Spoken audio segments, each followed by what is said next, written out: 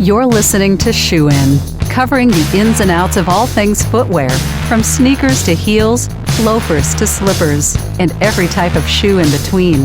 Brought to you by the FDRA, the Footwear Industries Association focused on retail, trade, politics, and fashion, helping create and enhance conversations on all things footwear. And now your footwear insiders, Matt Priest and Andy Polk. I've heard there's some supply chain challenges that shoe companies are facing. Is that correct, Matt? I think, just a few, Andy. We shouldn't make light of it, but it's gotten to the point where all of our tears, or you don't know if they're tears of joy or pain or both, because there's just so many different things that are happening in the supply chain right now. Yeah, and obviously we focus a lot on that with our members. Each week we have a call where we bring on different ports, different logistic providers, providing insights to help people understand what's happening, how they might adapt and change and pivot if possible. So we focus a lot on the operations side. What's interesting is how retailers have been dealing with this, in particular on inventory issues and managing their relationships with shoe suppliers, with brands. So what do you got for us today? Today, Andy, we're going to listen in on a conversation that I had with Cliff Sifford, who's the vice chair and CEO of Shoe Carnival, where he's been on the program before. He's a fan favorite, and he actually listens every week. He legitimately listens to every single program we do. And so this is a recording that I taped with him not too long ago as we talked about the supply chain issues, the movement of goods, and the impact all of the chaos is having at the retail level.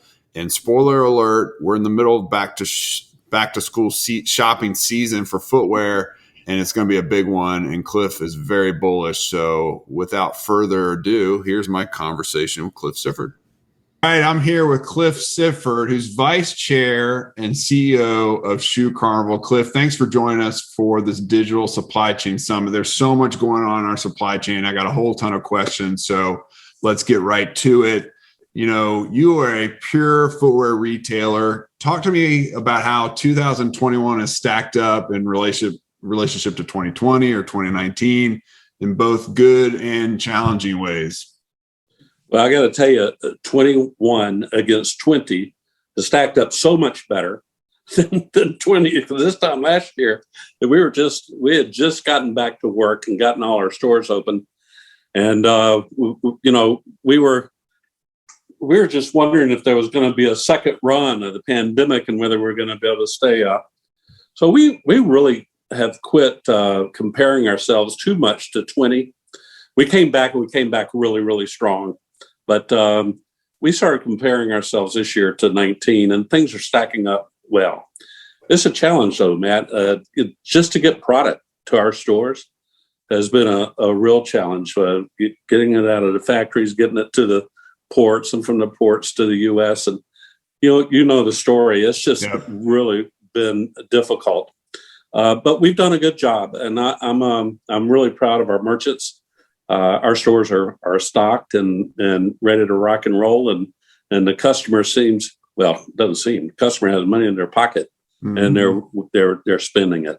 Yeah, that's for sure. And all of those things that you talked about, I think we're going to get to as we walk through this interview. But let's talk about inventory. You said your stores are stocked and ready for the consumer, but so, how have you handled inventory, particularly this year, and selection? The inventory pendulum has been just the ship has been rocking back and forth. We had no demand a year ago and a ton of inventory. Now we have a ton of demand, and you hear about inventory shortages. How are you all handling the inventory equation? In actuality, if you walk into our stores today, you're going to be amazed at the fact that they're full. We have shoes, and our merchants have done a terrific job getting product here. Supply chain team done a terrific job getting product here, whether they have to bring it into the West Coast or take it through the canal and up through Savannah. Whatever way we have to get it here, we're getting the product here. The customer, however, is really focused. If you listen to any of my conference calls with Street, you'll hear me say that a lot. The customers are focused. They're focused on a few brands, few categories, athletic to extremely, extremely hot, and the comfort product, whether it be I hate talking publicly about brands that are working because our competition listens, but I'll call a few out. Crocs and Birkenstock and just comfort brands are really working. And I'm really happy with the way that my guys have reacted. I think, and I know my competition's getting tired of hearing me say this, but I think the fact that we didn't furlough our people and they were working with the vendors almost every single day to make sure that we had orders lined up. And once we did open, we had a pretty good, we had a really good receipts. Now, there's certain categories I'd like to have more of, absolutely. But I'm pretty happy with where we are right now. We were traveling, not to elongate this or try to get to everything that you were probably going to ask me, but we traveled. Go for it. We traveled some markets yesterday to look at some of our competitors who I won't name, and based on some of the things that I've seen at retail, I believe we've fared a little better than most. That's great. That's a good position to be in. Now, back to school is upon us, Cliff, and we've had a lot of conversations behind closed doors about back to school, but there's this anticipation that it could be the biggest in our modern history for the footwear industry. Is that a view that you currently hold? And if so, why? And if not, why not? Well, for my competition, I think it's going to be a really poor back to school, and we probably should cancel a lot of orders. But in reality, no. I actually believe that we're going to have one of the best back to schools in history. I think there's a lot of pent up demand, from parents to get their kids back in school, and a lot of pent up demand from students to get back to school. I'm judging only from my grandkids who are actually very anxious to get back, and they're going back now, but they were very anxious to get back in school. And I think they've got a whole new appreciation, actually, for school. And I'm planning on a really good back to school time period. Now, do you have the inventory to carry the day? Do you have enough back to school footwear to help meet the needs of your consumers and their kids? So far, and there's still a couple of months, or actually about 45 days away. Hard to believe. But so far, we're in good shape. And I think with the flow I see coming into our stores, we're going to be fine. That's good to hear. Now, before the product even gets to consumers, Shoe Carnival goes through this big process, right? The selection and the curation, the style curation. Talk to me about how that's changed during COVID. And as we are continuing to feel like we're transitioning back to some normalcy, do you think the Shoe Carnival buyers will hold on to anything they were doing prior to COVID, during COVID, as it relates to shoe selection, style selection, and curation? That's a terrific question. We used to get visited by our vendor community, I don't know, 4 or 5 times a year, and then our buyers would go to travel to the vendor community a couple of times a year to work on product. During COVID, none of that is happening. As you know, a few vendors are just now beginning to get out. And we just actually opened our office up a few weeks ago to allow fully vaccinated vendors in, and we take their word on that. So a vendor would never lie. But there was a lot of travel involved, a lot of back and forth. We've learned to pick product through Zoom. It's a little tough to touch and feel and flex it, but overall, our buyers have done a pretty good job of picking product on Zoom. They have complete line reviews. The vendor community have been unbelievable in the things that they've set up. Some even use models, but it's incredible to watch the process. And so I think we've missed a beat, but I don't think we've missed a beat from buying product. The product is coming. The buyers are pleased. I went through a line review for the back to school time period last week. And I'll tell you that we have a great lineup of product, new and fresh, which was one of the issues I thought we were going to we were going to see is that the product wouldn't be as fresh because the vendor community couldn't get to China to work product, right? I thought it would be all a rehash of the last year's product, but it really isn't. It's fresh and new and some exciting materials and colors, and I'm pretty excited about what the future holds. That is very exciting, because the assumption is that things would be pretty stale in 21. Right. That's good to hear. Now, you got to be able to get those shoes to you. And we've talked about inventory, but as the real recipient of the last mile of the journey of a pair of shoes from factory in Asia to a shoe carnival in Evansville, Indiana, if you will, what are there some things that you think the supply chain and those who push product, the vendor community and their partners, should do to kind of make sure they're getting product to you quicker and quicker, particularly in the speed to market era we all live in? It's one area you're asking me about that I'm not as knowledgeable as I should be. I will tell you that the vendor community as a whole is working around the clock. I've been absolutely amazed at how hard they're working to get the product here. We always talk about how hard we're working to get our stores open and take care of our customers and keep our customers and our people safe, but you didn't really start thinking about what the vendor had to do until everything shut down. And then, it started having conversations personally with vendors right after shutdown, and they just needed more and more and more information and wanted to hear from us and what our plans were. And I know there were a few vendors that I talked to literally every week to give them updates as to where we were and when we were opening our stores. And then once we got our stores open, how the business was trending and what was selling and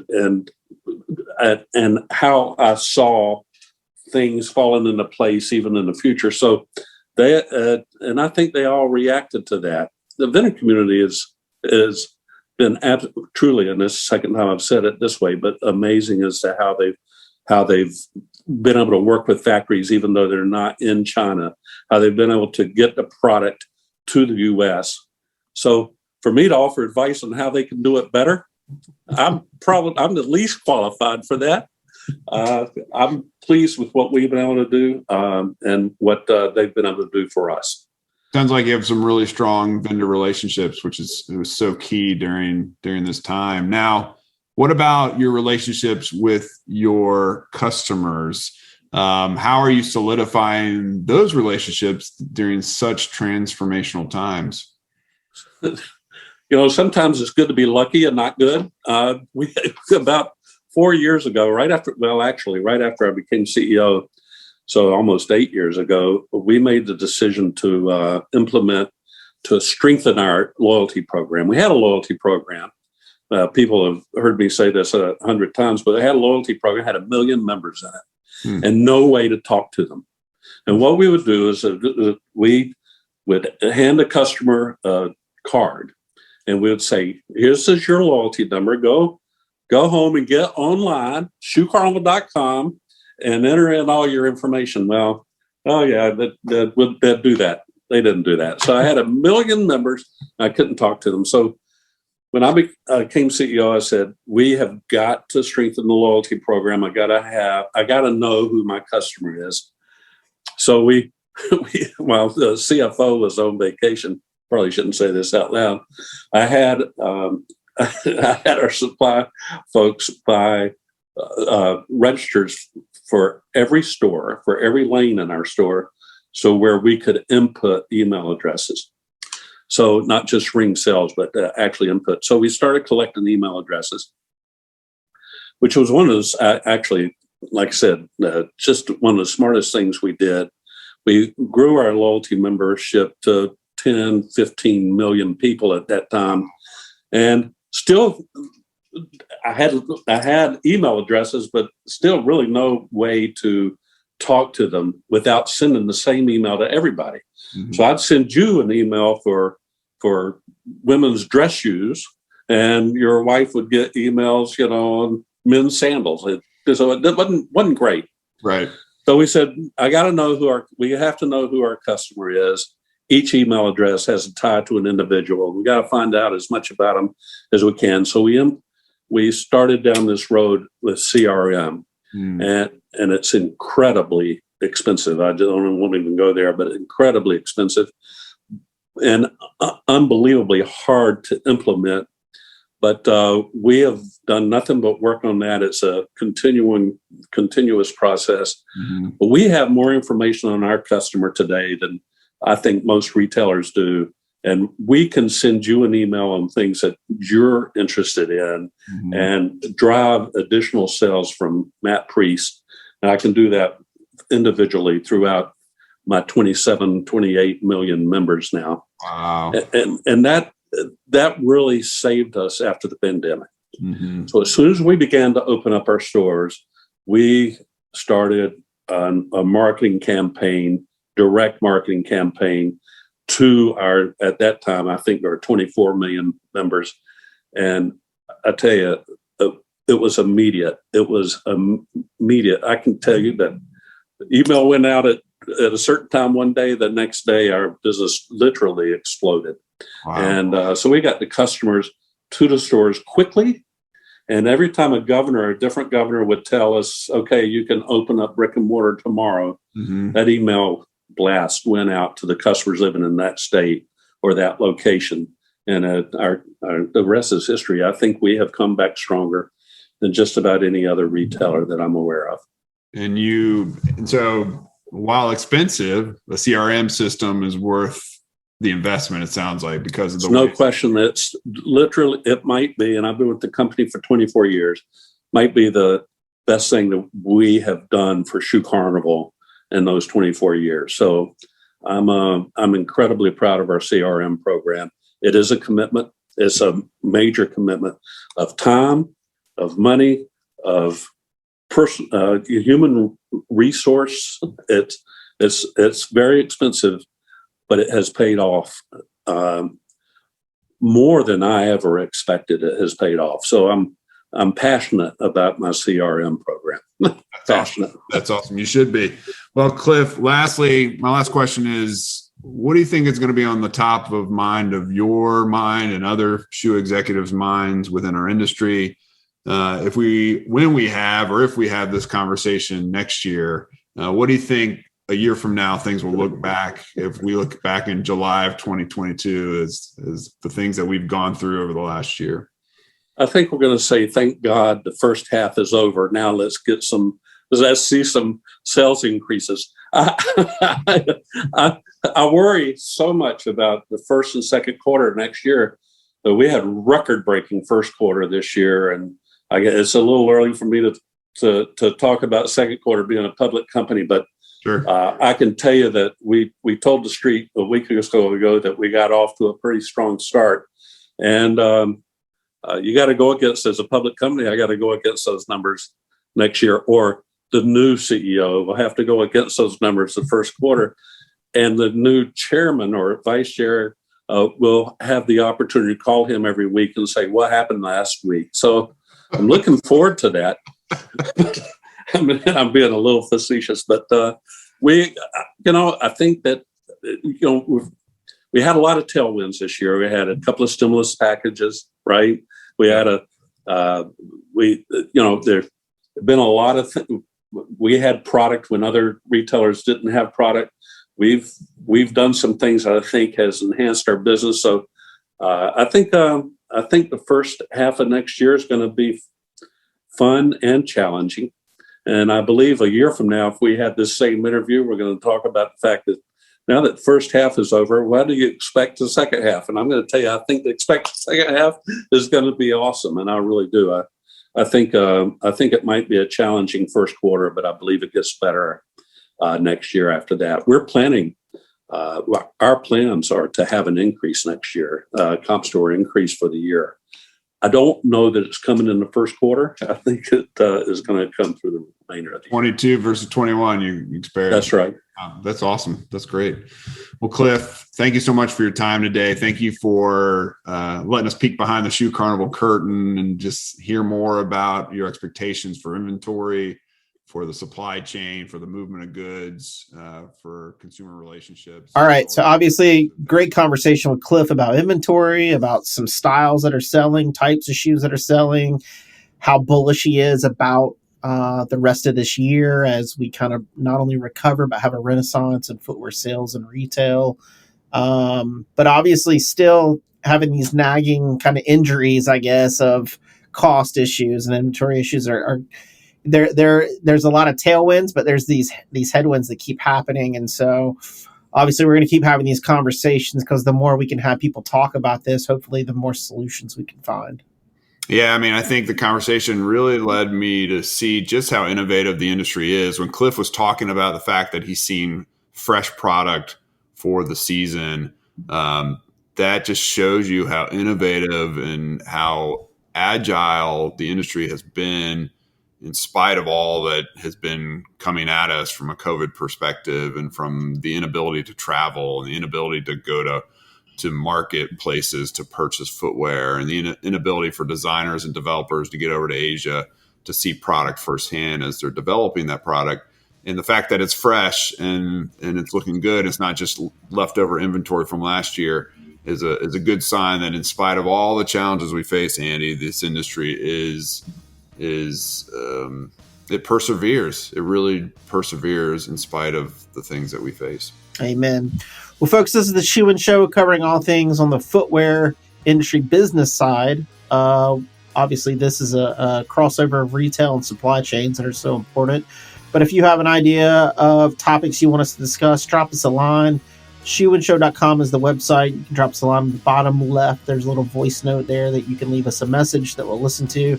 And you can find all our fantastic episodes over the last 5 years. And we encourage you, again, if you're a member, stay involved, stay plugged in. Tuesday at 2 p.m., we have a weekly call where we do real-time updates on supply chain issues, on marketplace issues, pricing, employment, anything that impacts shoe companies. We have experts on and industry leaders talking to each other to make sure you reduce those blind spots, that you hear tips and best practices to improve your business. And that's really what FDRA is all about, is empowering and strengthening the footwear industry. We appreciate you listening today and to all the episodes. And until next time, on behalf of Team FDRA, Shoein is out. Shoein has been brought to you by the FDRA, the Footwear Industries Association focused on retail, trade, politics, and fashion, helping create and enhance conversations on all things footwear. For information about FDRA, visit fdra.org.